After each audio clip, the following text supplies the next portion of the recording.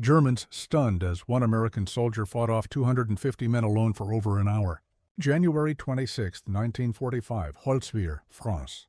Frozen battlefield, smoking steel, and impossible odds. Lieutenant Audie Murphy stands on a burning tank destroyer, gripping a machine gun that should require a crew of 3. Around him, an entire German company advances through the snow, 250 seasoned troops with armored support, expecting easy victory against a handful of retreating Americans. But Murphy doesn't retreat. For over an hour, this 19-year-old farm boy from Texas becomes a one-man fortress, his machine gun spitting death across the white fields. German officers watch in disbelief as their assault crumbles against the fury of a single American soldier. How does one teenager hold off an entire enemy company? What drives a man to stand alone against impossible odds? And what does this moment reveal about the true power behind American victory in World War II? Before we get into the story, comment below where in the world you are watching from today. The snow fell thick on January 26, 1945, coating the fields around Holtzwihr, France, in deceptive peace. Beneath that white blanket lay the frozen bodies of American soldiers, victims of Germany's desperate final offensive in the West. Operation Nordwind had been Hitler's last gamble, 15,000. German troops hurled against thin Allied lines in a bid to split American forces and reach the supply depots beyond. Lieutenant Audie Murphy crouched in a shell crater, watching smoke rise from the hulk of an Imdan tank destroyer 50 yards ahead. The tracked vehicle had taken a direct hit from German artillery, its crew dead or evacuated, but its mounted .50 caliber machine gun remained intact. Around him, the remnants of Company B, 15th Infantry Regiment, 3rd Infantry Division, numbered fewer than 40 effective men. They had been fighting continuously since the Sicily landings in 1943, and exhaustion showed in every hollow-eyed face. Murphy's company commander, Captain Keithley, crawled up beside him, uniform torn and bloodied. "We can't hold this position," Keithley said, his breath forming white clouds in the bitter air. German reconnaissance reports at least 2 companies moving up through the woods. "That's 500 men, plus armor support." Murphy nodded, his small frame dwarfed by the heavy winter gear all American soldiers wore. At 19, he had already earned the Distinguished Service Cross, 2 Silver Stars, and 3 Purple Hearts. His fellow soldiers called him Baby Face for his youthful appearance, but his pale blue eyes held the hardness of a man who had killed more enemy soldiers than most veterans twice his age. "What are your orders, sir?" Murphy asked, though he already knew the answer.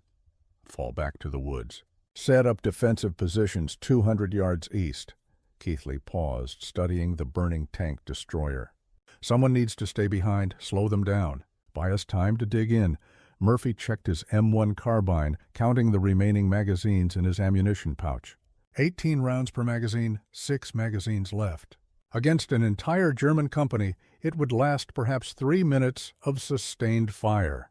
But the .50 caliber machine gun on that burning M10 carried belt-fed ammunition, hundreds of rounds ready to fire. If anyone was willing to man it, "I'll take the rear guard." "Captain," Murphy said quietly. Keithley stared at him. Both men understood what that meant. Rear guard against 2 companies of German infantry was a suicide mission, a final gesture to give the retreating Americans a fighting chance. "Murphy, that's my decision." "Sir." Murphy's voice carried the flat certainty of a man who had made his peace with death months ago. He had watched too many friends die, had carried too many wounded comrades to safety, had written too many letters to families back home explaining why their sons would never return to Texas farms or Pennsylvania steel mills. As Keithley's remaining men melted back into the woods, Murphy remained alone in the crater, watching the tree line where German forces would soon emerge. The cold gnawed at his hands and feet, but he barely noticed. In the distance, he could hear the rumble of tracked vehicles, German armor moving into position for the final assault.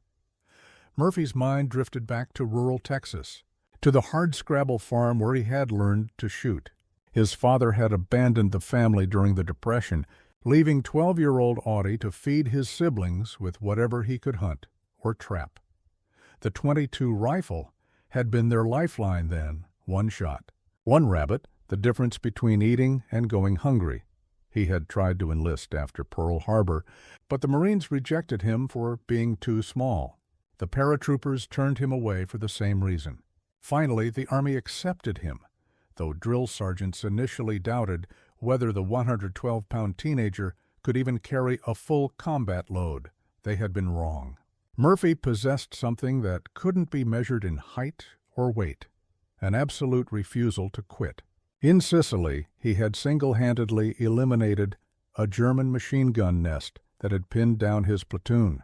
In Italy, he had held a position alone for 2 hours while his company regrouped. In France, he had earned his commission by leading a charge that captured an entire German strongpoint. But this was different. This was not about taking ground or eliminating specific targets. This was about buying time with his life, trading his existence for a few precious minutes that might save 40 other Americans. Murphy heard voices in the distance, German commands echoing through the forest. They were forming up for the assault, confident that the few remaining Americans would flee rather than face overwhelming odds. German officers had studied American tactics for 3 years, had noted the tendency of U.S. forces to withdraw when outnumbered, to rely on artillery and air support rather than desperate last stands. The voices grew closer. Murphy gripped his carbine tighter, feeling the familiar weight of the weapon that had kept him alive through dozens of firefights. The M1 carbine represented everything America brought to this war: mass production, innovative design, reliable performance. While German soldiers carried bolt-action rifles designed in the 1890s, every American infantryman wielded a semi-automatic weapon capable of sustained rapid fire. But even American industrial superiority had limits. Murphy's carbine held 18 rounds. The advancing Germans numbered in the hundreds. Simple arithmetic suggested that this frozen field in France would become his grave. Through the falling snow, Murphy saw movement in the tree line. Gray uniforms emerged from the forest, a skirmish line of German infantry advancing in textbook formation. Behind them came more soldiers, and behind those, the distinctive silhouettes of armored vehicles. Panzer Grenadiers, veteran troops who had survived 3 years of combat against American forces, confident in their numerical superiority. Murphy counted quickly. 50 men in the first wave, perhaps 100 in the second, with more still emerging from the woods. Exactly as intelligence had reported, 2 full companies, plus armored support, against 1 American lieutenant with a carbine and whatever ammunition he could scavenge from the dead. The German advance paused as officers surveyed the American position. They could see the burning M10, could count the bodies scattered across the snow, could observe that only scattered rifle fire came from the woods where the Americans had retreated. Victory seemed assured. One final push would clear the remaining resistance and open the road to the supply depots beyond. Murphy made his decision. The carbine would be useless against such numbers, but the .50 caliber machine gun on that burning tank destroyer could change the equation. If he could reach it, if the ammunition belts remained intact, if the weapon still functioned despite the fire damage, too many ifs. But the only chance he had. The German artillery barrage began without warning. Shells screamed overhead before exploding among the scattered American positions, sending geysers of snow and frozen earth skyward. Murphy pressed himself against the crater wall as shrapnel whistled past his helmet, feeling the ground shake with each detonation. But something was wrong with the German fire. The shells fell in ragged patterns, lacking the precise coordination that had characterized German artillery earlier in the war. Some rounds fell short, exploding among the advancing German infantry.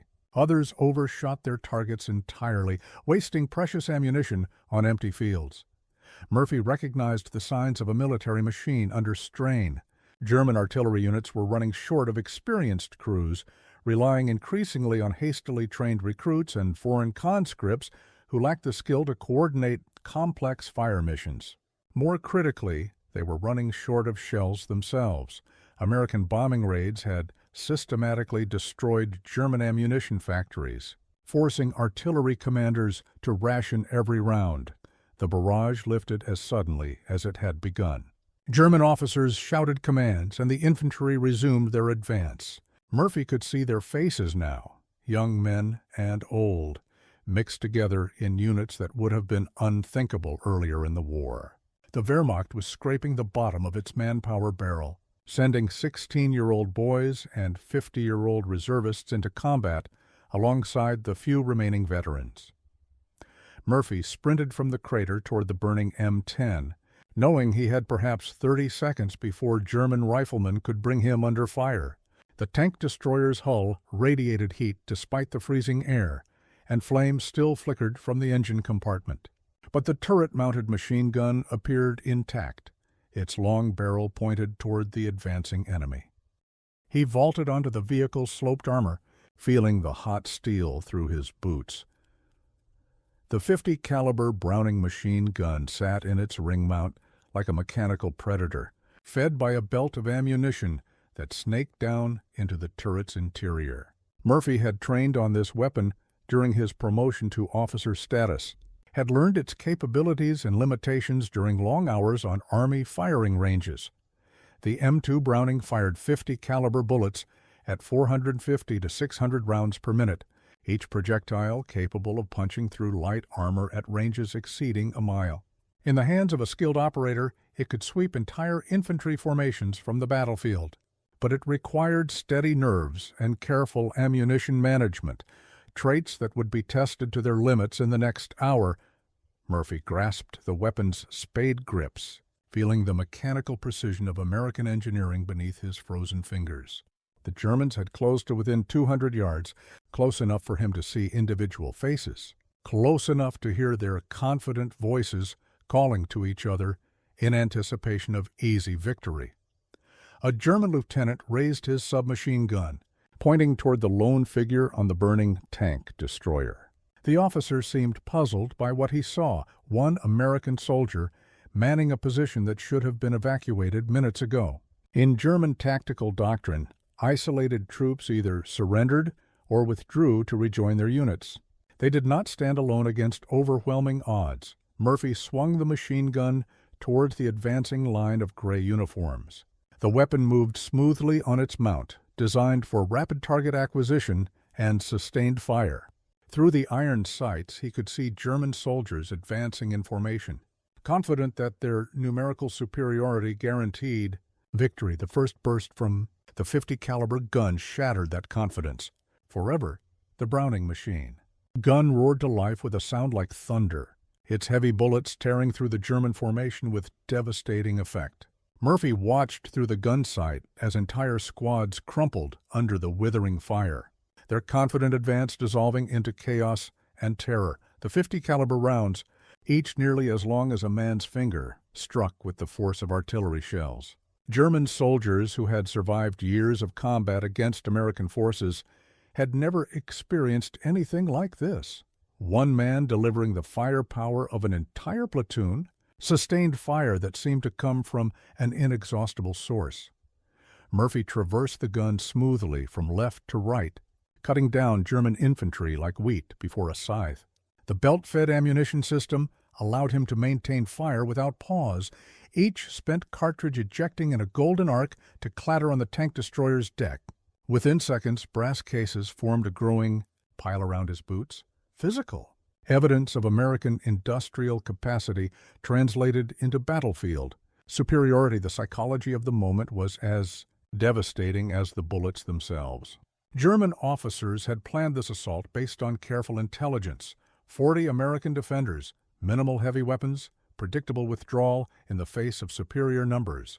Instead, they found themselves facing what appeared to be an entire American strongpoint, with machine gun fire so intense it seemed to come from multiple weapons.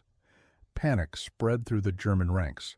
Soldiers who had advanced confidently minutes before now threw themselves into whatever cover they could find, pressing their faces into the snow as bullets snapped overhead.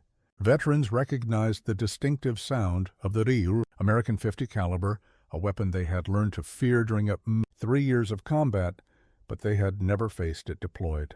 With such devastating effect, Murphy's radio crackled to life. His company's radio operator, listening from the woods, transmitted coordinates for artillery support. But Murphy was too close to the German positions for American guns to engage safely. Instead, he relied on the weapon beneath his hands, methodically eliminating targets across the snow-covered battlefield.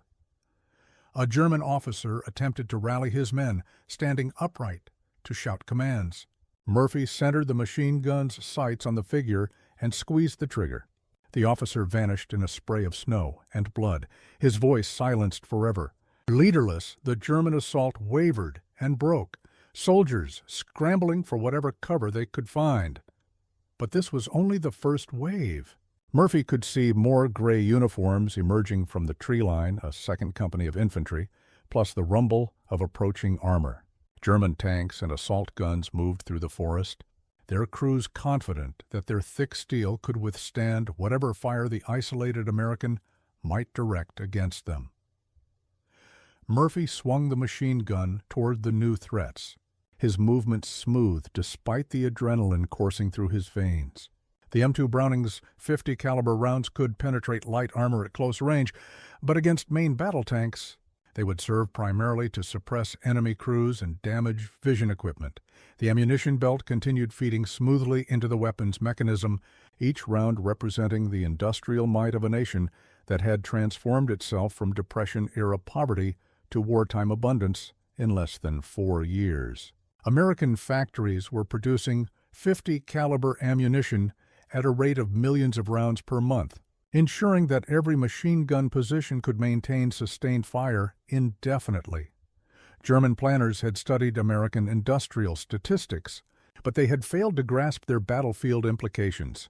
Numbers on paper: 2.8 million machine guns produced, 40 billion rounds of ammunition manufactured, became deadly reality in the hands of soldiers like Murphy, who refused to yield ground to enemy forces. Through his field glasses, the German company commander watched in disbelief as his assault crumbled under fire from what appeared to be a single American soldier. Lieutenant Klaus Weber had commanded infantry for 2 years, had led successful attacks across Russia and France, had never encountered anything like the devastating fire now emanating from the burning American tank destroyer. Weber counted muzzle flashes, trying to determine how many machine guns the Americans had positioned. The rate of fire suggested at least 3 weapons, possibly 4, all perfectly coordinated to create interlocking fields of fire. But his glasses revealed only one figure on the vehicle's deck, one American soldier manning one machine gun, delivering firepower that should have required an entire weapons squad. "This is impossible," Weber muttered to his radio operator. One man cannot generate that volume of fire, but the evidence was undeniable. Weber watched as Murphy shifted aim from target to target, the machine gun's barrel never cooling, the ammunition supply apparently inexhaustible. German soldiers who had fought with distinction across Europe now cowered in shell craters, unable to advance against the storm of steel sweeping the battlefield. Weber's tactical training had prepared him for many scenarios, but not this. German doctrine assumed that isolated enemy positions could be overwhelmed through concentrated assault, that superior numbers would always prevail against scattered resistance. The mathematics of warfare seemed simple. 250 German soldiers against 1 American defender should result in swift victory. Instead, Weber found himself witnessing the destruction of his company by a teenager who should have fled or surrendered when faced with overwhelming odds. The American's machine gun continued its deadly work, methodically eliminating targets with mechanical precision that spoke of superior training and unlimited ammunition supply. More disturbing was the psychological effect on Weber's men. These were veterans who had survived the Russian front, who had fought house to house in Stalingrad, who had retreated across France under constant Allied air attack. But they had never faced an enemy who seemed to possess unlimited resources, who could maintain sustained fire without pause or consideration for ammunition conservation.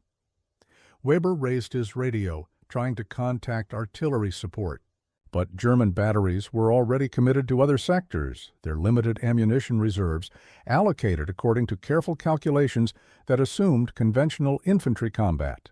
No one had planned for a scenario where a single American position could hold up an entire company assault. Request immediate artillery on grid reference 347.8892, Weber transmitted. Enemy strong point with multiple heavy weapons. The reply crackled back through static. Negative. Artillery ammunition limited to critical targets only. Use organic weapons to suppress enemy fire. Organic weapons, the rifles and machine guns carried by his infantry, were useless against the American position. Weber's men carried bolt-action Mauser rifles, reliable weapons that had served Germany well for 50 years, but required individual aimed shots rather than sustained automatic fire. Against an enemy delivering 500 rounds per minute, such weapons were hopelessly outclassed. Weber watched as Murphy's fire shifted toward approaching German armor. The 50 caliber bullets sparked off tank hulls without penetrating. But they forced the crews to button up, limiting their vision and effectiveness. More importantly, they demonstrated that the American position remained active and dangerous despite 20 minutes of concentrated assault. "How many Americans are we facing?" Weber's radio operator asked, crouching in a shell crater as bullets snapped overhead. Weber lowered his field glasses, understanding finally that he was witnessing something unprecedented.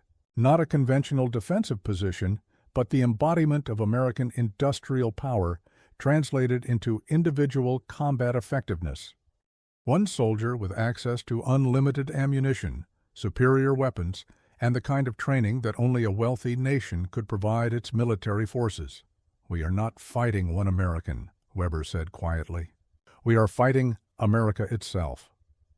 Murphy's radio crackled with incoming artillery coordinates as American guns prepared to support his position. But the fire would have to be precise, too close, and he would be killed by his own artillery. Too far, and the advancing Germans would overwhelm his position through sheer numbers. "Wolverine Base, this is Murphy," he transmitted while maintaining fire with the machine gun. "Request fire mission, grid 344896, danger close. German company strength with armor support." The response came immediately. "Murphy, confirm danger close. Shells will impact within 50 meters of your position." "Confirmed," Murphy replied. "Fire for effect." Within minutes, American 105mm howitzer shells began falling among the German positions. Each shell contained 4.8 pounds of high explosive. Delivered with accuracy that reflected months of training for American artillery crews and unlimited practice ammunition that German forces could only dream of possessing. The contrast was stark. American artillery units fired an average of 200 rounds per gun per day during active operations, while German batteries were limited to 20 rounds per day by ammunition shortages.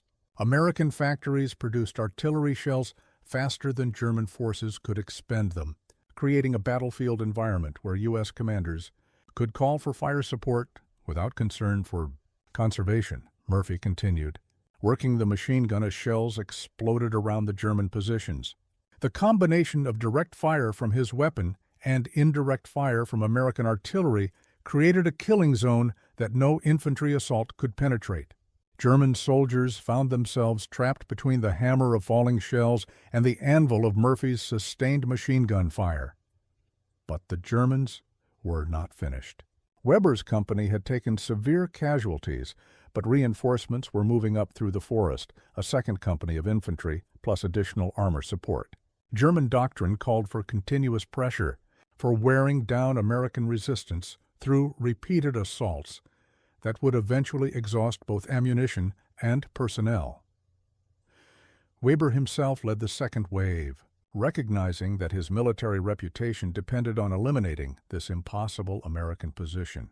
Through his field glasses, he had confirmed what seemed unbelievable: one soldier manning one machine gun, holding off an entire German company through superior firepower and apparent unlimited ammunition supply.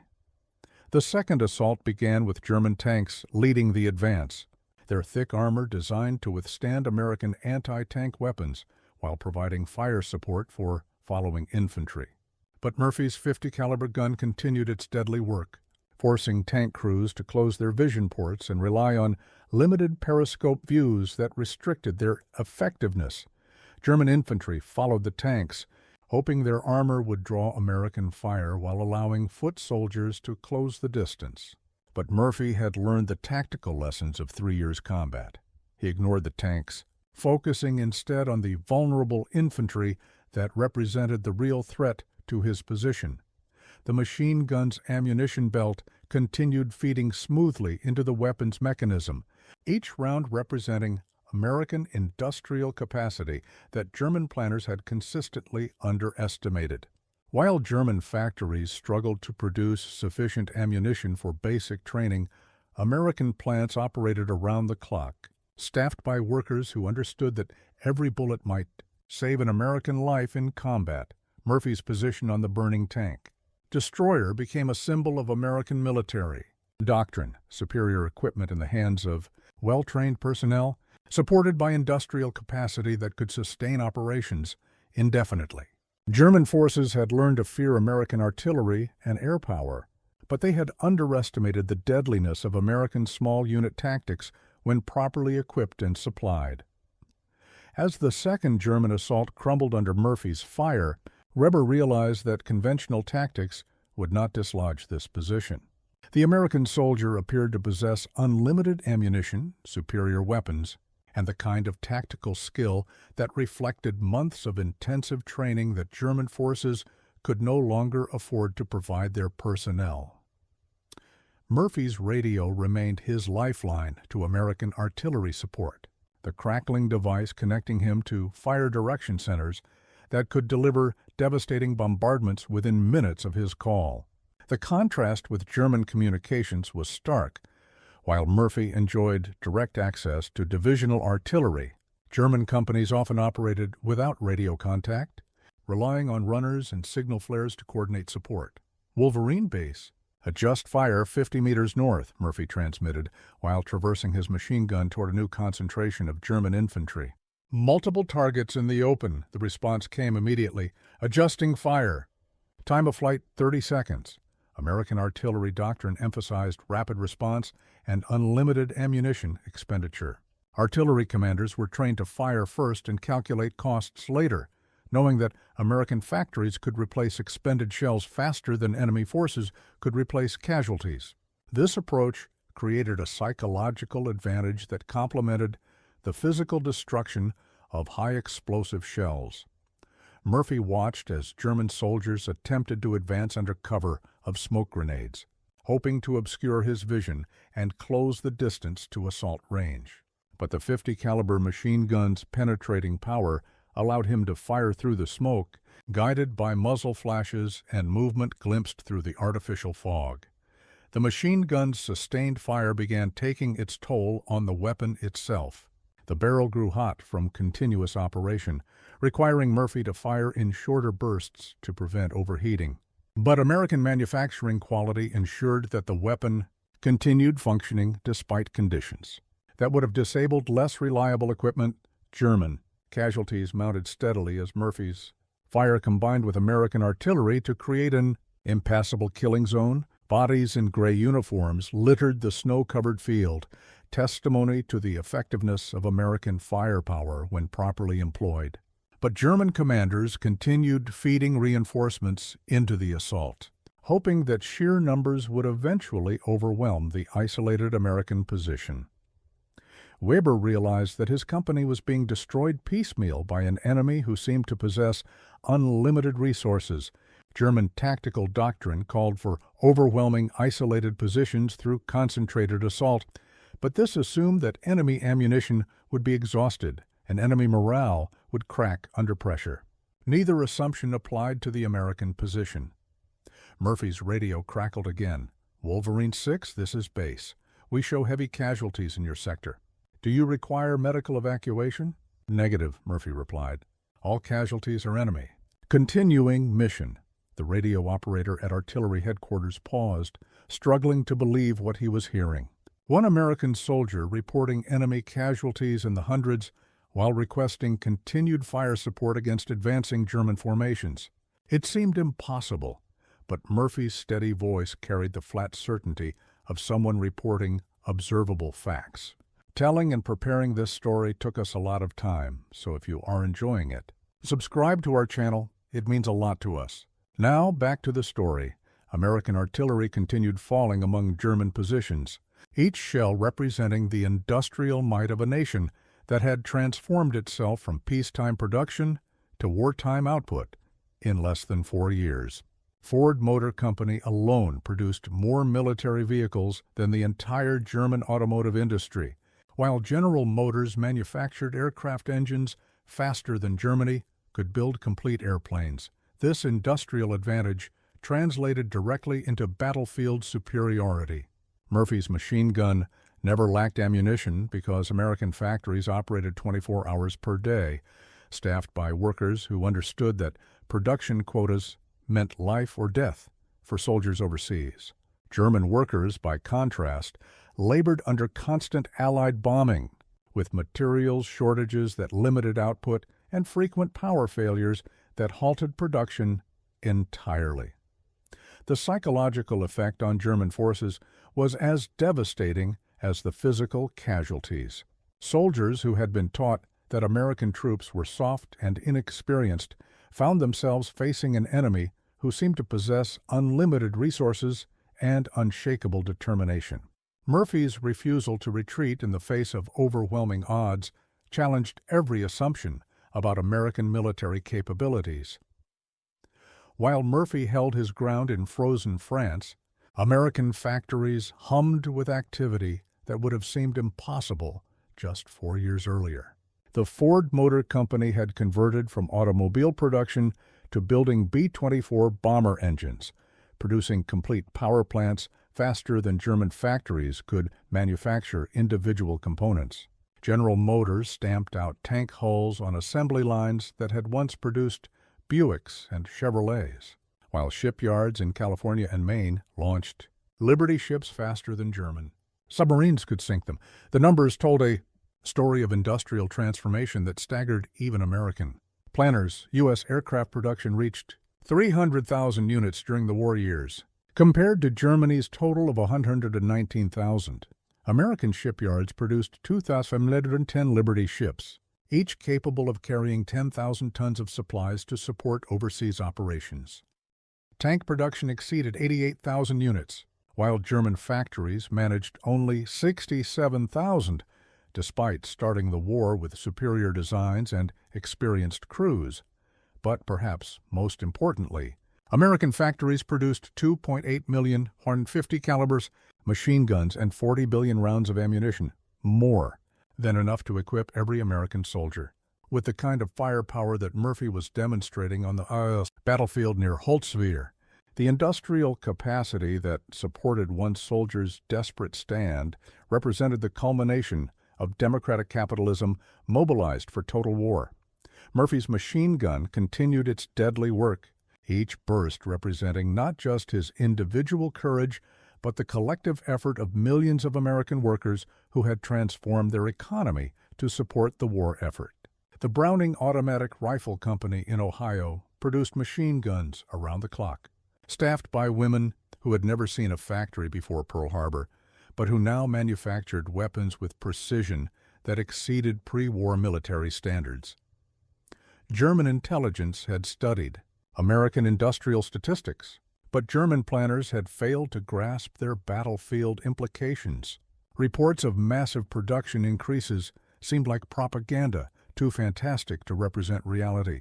How could a nation that had struggled through the Great Depression suddenly outproduce the combined output of German and Japanese war industries? The answer lay in the fundamental difference between democratic and totalitarian economic systems. American workers labored willingly for victory, understanding that their efforts directly supported sons and brothers fighting overseas. German workers toiled under compulsion, with slave labor that produced inferior results and constant sabotage that reduced efficiency. The psychological difference translated into production advantages that grew larger as the war continued. Murphy's ammunition belt fed smoothly into his weapon. each round representing American industrial might that German forces could not match. While German ammunition factories operated at reduced capacity due to Allied bombing and material shortages, American plants increased production monthly, driven by workers who understood that every bullet might save an American life in combat. The contrast extended beyond pure numbers to include quality and reliability. American manufacturing standards ensured that weapons functioned properly under combat conditions, while German equipment suffered from material substitutions and rushed production that reduced effectiveness. Murphy's machine gun could fire thousands of rounds without malfunction, while equivalent German weapons often jammed after brief usage. Weber's surviving soldiers crouched in shell craters, understanding finally that they faced not just one American soldier, but the industrial might of an entire nation.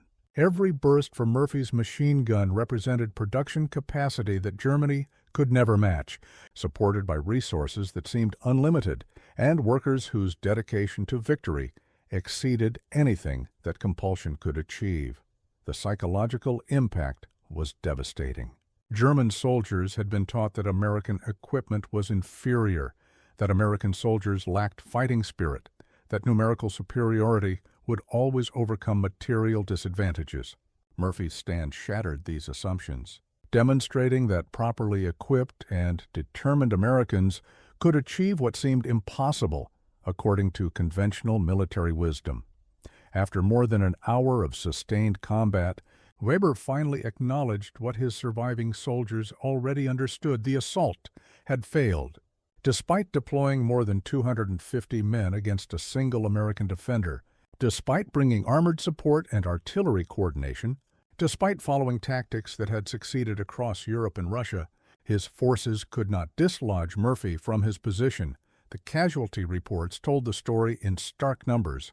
Over 50 German soldiers killed or wounded, with many more demoralized by their inability to advance against the withering fire from Murphy's machine gun. Weber's companies had been reduced to scattered groups of survivors, pinned down in whatever cover they could find, unable to mount coordinated attacks against the American position. Weber scrawled his retreat order with hands that shook from cold and shock. All units withdraw to rally Point Alpha, regroup, and await further orders. The words seemed inadequate to describe what had occurred, a complete tactical failure against an enemy who should have been overwhelmed by simple mathematics. As German forces began their withdrawal, Murphy finally lifted his finger from the machine gun's trigger. The barrel glowed red-hot from sustained fire, and empty brass casings covered the tank destroyer's deck like golden snow. His hands cramped from gripping the weapon's handles, and his ears rang from the constant noise of gunfire and exploding shells. But he was alive, and the German assault had been broken. Murphy's radio crackled with reports from his company, still positioned in the woods where they had withdrawn hours earlier. American casualties? None. German casualties, estimated at over 50, with the enemy force withdrawing in disorder.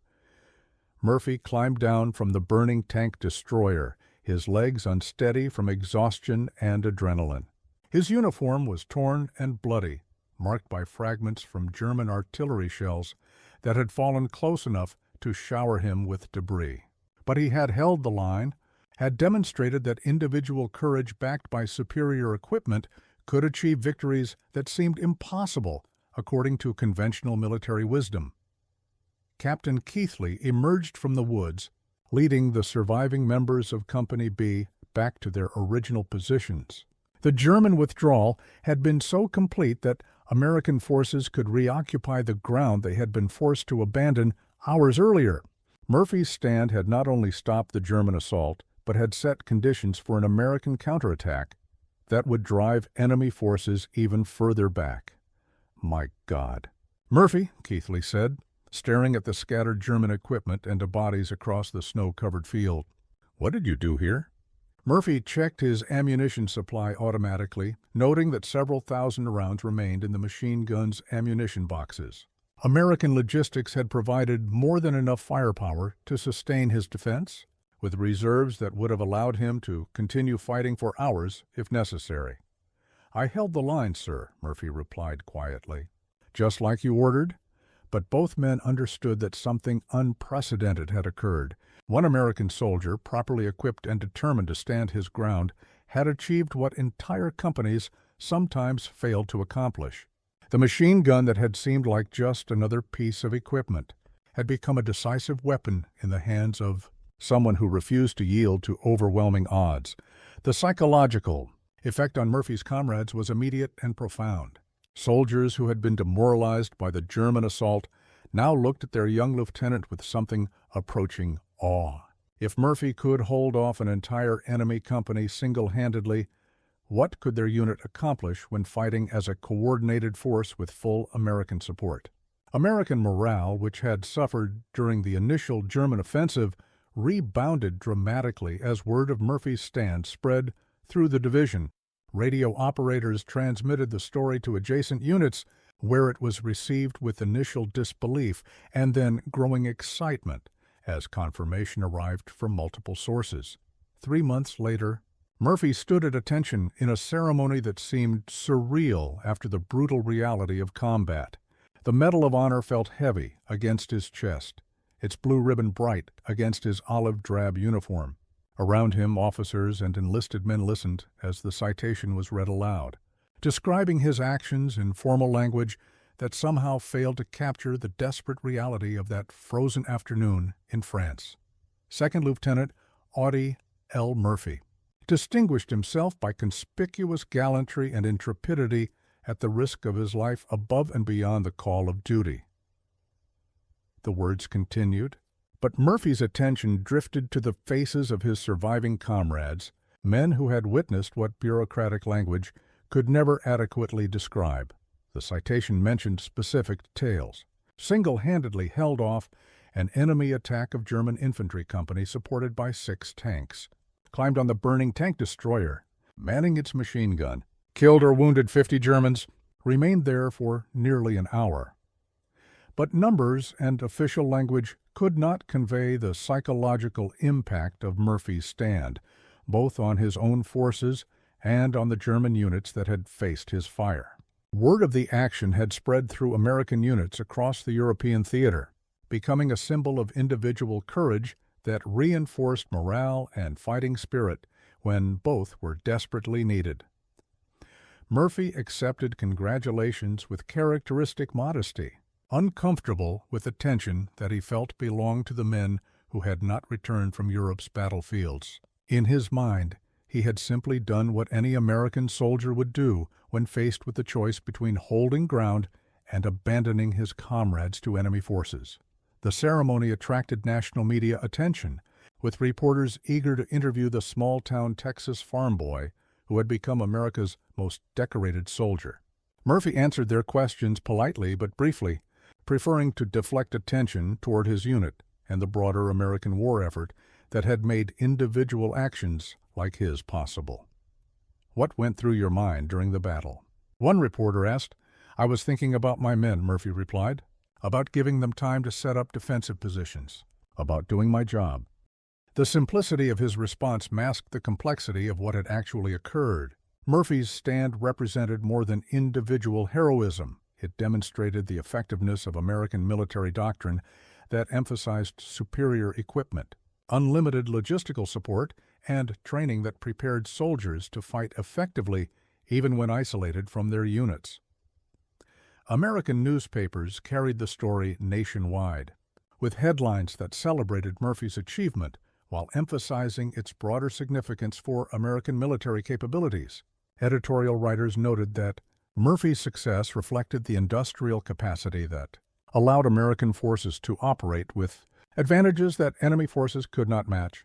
But Murphy himself remained focused on practical considerations. The war in Europe was ending, but fighting continued in the Pacific theater, where American forces faced Japanese defenders who had proven their willingness to fight to the death rather than surrender. Murphy requested assignment to Pacific operations, eager to continue serving despite having already fulfilled any reasonable definition of military obligation.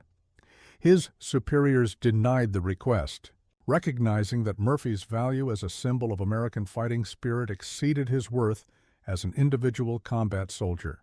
The publicity surrounding his Medal of Honor citation had made him a national figure, someone whose story inspired other Americans to support the war effort through military service, factory work, and bond purchases. Murphy accepted this decision with the same quiet determination that had characterized his military service. If he could not continue fighting, he would find other ways to serve his country and honor the memory of those who had not survived to see victory in Europe. The medal ceremony concluded with Murphy posing for photographs that would appear in newspapers across America and in military publications that were distributed to troops worldwide. His image became a symbol of American determination, proof that individual courage backed by superior equipment could achieve victories that seemed impossible, according to conventional wisdom. While Murphy received recognition for his individual heroism, military planners studied the broader implications of his success. Statistical analysis revealed the true scope of American industrial advantages that had made his stand possible, numbers that staggered even those who had planned the American war effort from its beginning. American factories had produced 88,410 tanks during the war years, compared to Germany's 67,429 and Japan's 2,515. More importantly, American tank production accelerated throughout the conflict, while German output declined due to bombing damage and material shortages. By 1945, American factories were producing tanks faster than German forces could destroy them. Even with defensive advantages and prepared positions, aircraft production showed even more dramatic disparities.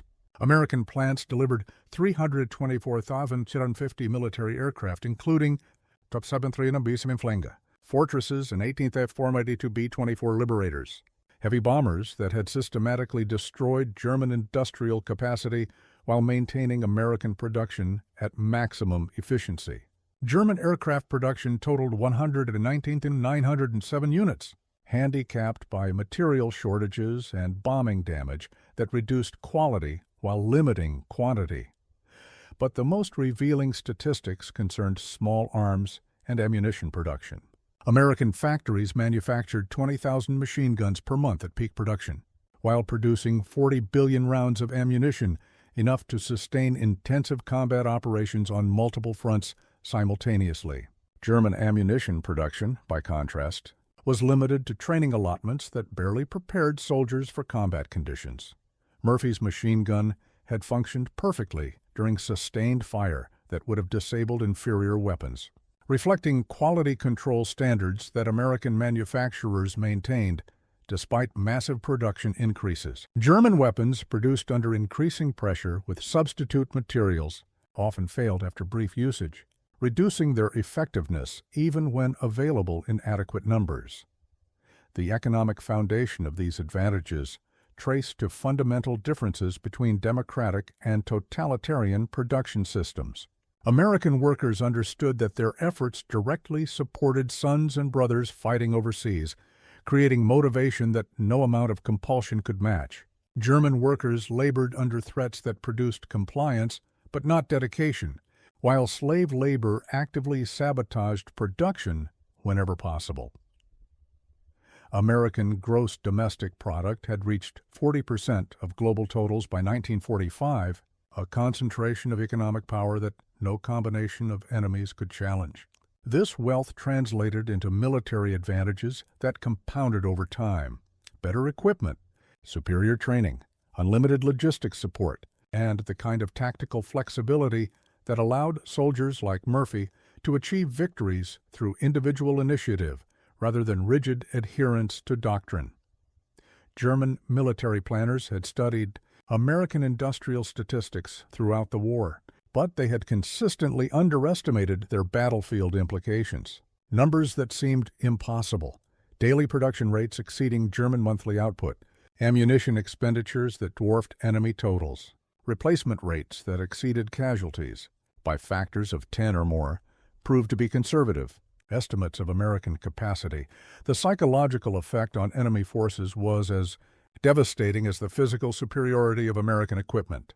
German soldiers learned to fear the sound of American machine guns, knowing that unlimited ammunition allowed sustained fire that could sweep entire formations from the battlefield.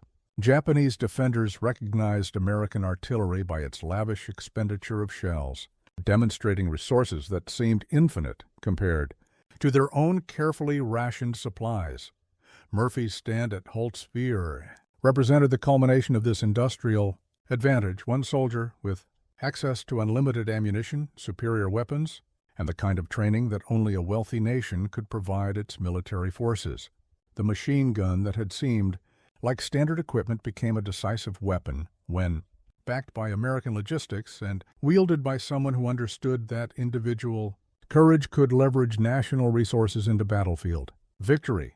Military historians would later identify Murphy's action as a perfect example of American military doctrine in practice, superior equipment in the hands of well-trained personnel, supported by industrial capacity that sustained operations regardless of enemy countermeasures or tactical innovations.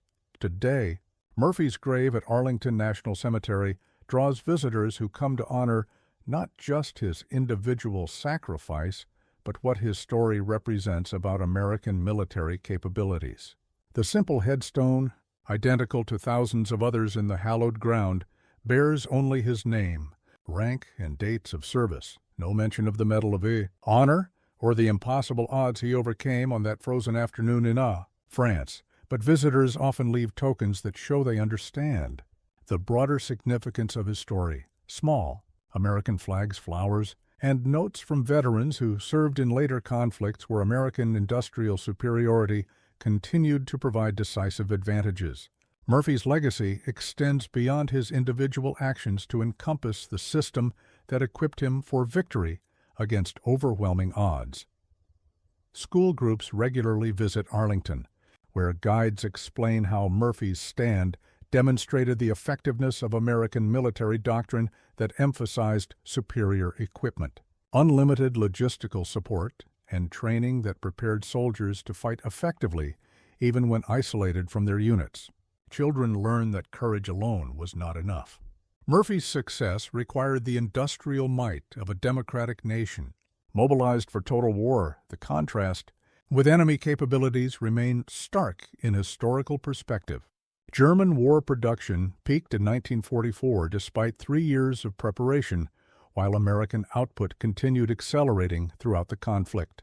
Japanese industry never approached the levels necessary to sustain modern warfare, leaving their forces increasingly outgunned as the Pacific Campaign progressed. Modern military planners study Murphy's action as an example of how individual initiative can leverage technological advantages into strategic victories. The machine gun that enabled his stand was not experimental equipment, but standard American issue, available to every unit because industrial capacity allowed unlimited production of superior weapons. Veterans who visit Murphy's grave often remark on the enduring relevance of his story. In Iraq and Afghanistan, American forces again demonstrated how superior equipment and unlimited logistical support could enable small units to achieve victories that seemed impossible according to conventional military wisdom.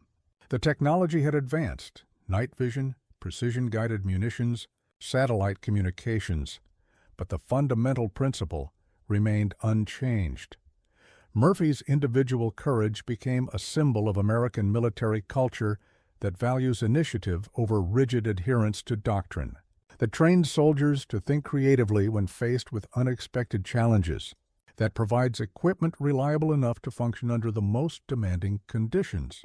His refusal to retreat when faced with overwhelming odds reflected training that emphasized mission accomplishment above personal survival. The industrial foundation of American military power has evolved since World War II, but the fundamental advantages remain.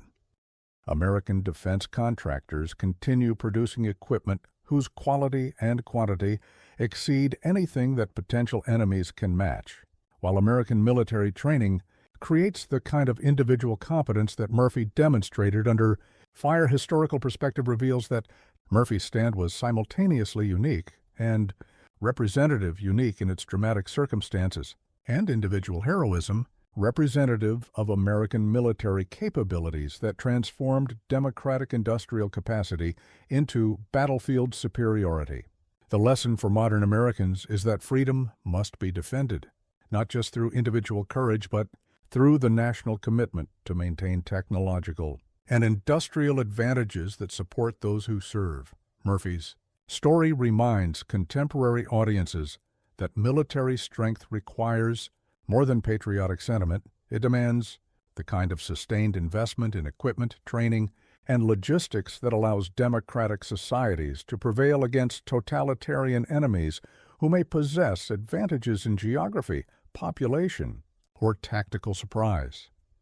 The simple headstone at Arlington speaks to fundamental American values: individual sacrifice honored within collective achievement, personal courage leveraged through national resources, democratic ideals defended through superior military capability.